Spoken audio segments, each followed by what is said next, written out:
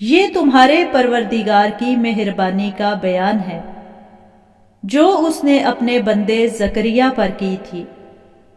جب انہوں نے اپنے پروردگار کو دبی آواز سے پکارا اور کہا کہ اے میرے پروردگار، میری ہڈیاں بڑھاپے کے سبب کمزور ہو گئی ہیں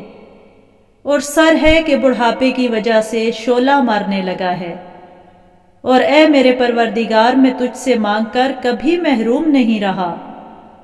اور میں اپنے بعد اپنے بھائی بندوں سے ڈرتا ہوں اور میری بیوی بانجھ ہے، تو مجھے اپنے پاس سے ایک وارث عطا فرما